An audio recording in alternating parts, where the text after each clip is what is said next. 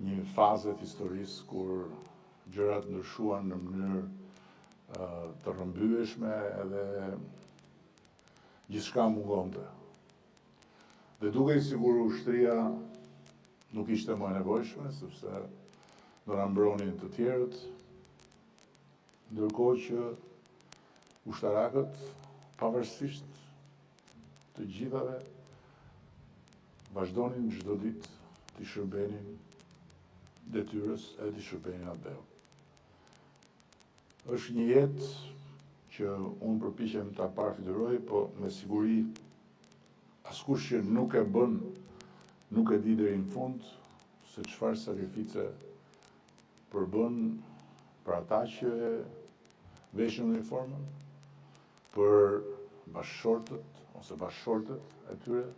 në varësi, në shtëpi, dhe për fëmijët e tyre të cilëve shpesh ju mungojnë,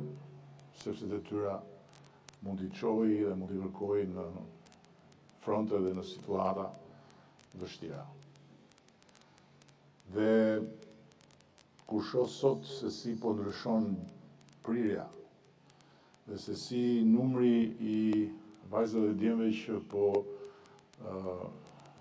vjen rreshtat e aplikantëve për të bërë pjesë e këtyre forcave, mendoj që kjo është shenja më e sigurt e një transformimi që nuk ndalet më. Dhe nga ana tjetër, kam shumë besim që të gjithë ushtarakët sot që janë në fund karrierës tyre, kanë diçka shumë të çmuar për të përcjellë tek më të rinjt.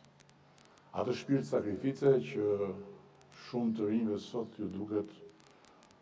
abstrakt ose nuk arrin ta perceptojnë dot se çfarë është, ndërkohë që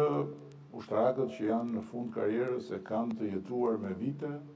dhe me dekada të tëra si një sakrificë e përditshme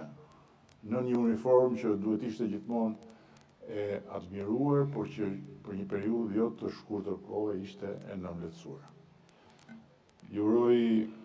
çdo të mirë të gjithëve ju që jeni këtu të pranishëm, pa diskutim të 67 vajzave dhe djemve që sot morën diplomën, por për asnjë moment nuk i shkëpus dot nga urimi për shëndet, për mbarësi dhe për gjithçka që do zemra prindërve dhe familjeve të tyre, dhe nga urimi për shëndet, mbarësi dhe gjithçka që do zemra të gjithë atyre që janë këtu përpara meje si fytyra shëmbullore e forcave të rilindura të armatosura të Republikës së Shqipërisë. Shumë faleminderit. Faleminderit zoti kryeminist.